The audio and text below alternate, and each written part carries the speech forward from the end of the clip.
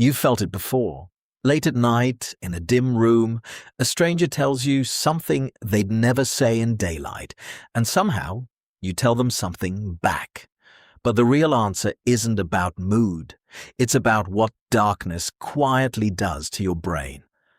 In 1973, psychologists Kenneth Gergen, Mary Gergen, and William Barton ran a strange experiment. They placed small groups of strangers into a completely darkened room for 1 hour.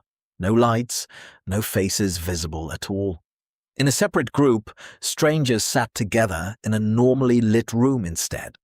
What happened in the dark surprised everyone. People in the pitch-black room touched each other more. They disclosed private thoughts more openly. Many described feeling closer to total strangers after 1 hour than people in the lit room felt after knowing each other for weeks. Why would losing sight of someone make you trust them more? Your brain relies heavily on faces to judge people. Faces carry your entire radar for social risk. Take that radar away and something unexpected happens. Instead of feeling less safe, many people feel less exposed. There's no one watching your expression, no one grading your reaction. Darkness removes the audience. This connects to something psychologists call illusory anonymity. In 2010, researcher Chen-Bo Zhong ran experiments showing that dim lighting alone, even without full darkness, made people act as though no one could see them, even in situations where they clearly could be observed. Participants in dimly lit rooms behaved with less self-monitoring across several tasks, simply because their brains registered less light as less exposure. Lower exposure lowers your guard. And a lowered guard, strangely enough, often looks a lot like trust. There's a third piece to this. Psychologist Zick Rubin studied what's now called the stranger on a train effect, the well-documented tendency for people to reveal deeply personal information to someone they'll likely never see again. Anonymity, Rubin found, makes honesty feel safer, not riskier.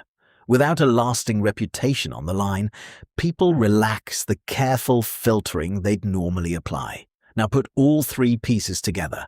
Night removes visual detail. Darkness removes the sense of being watched. And anonymity removes the fear of consequence. Combine all three and you get a strange kind of intimacy, one built not on knowing someone, but on not being seen by them. This isn't a flaw in your wiring, it's a very old one. For most of human history, darkness meant vulnerability, and vulnerability, oddly enough, invites cooperation. Two strangers sharing a dark space had every evolutionary reason to signal safety to one another quickly.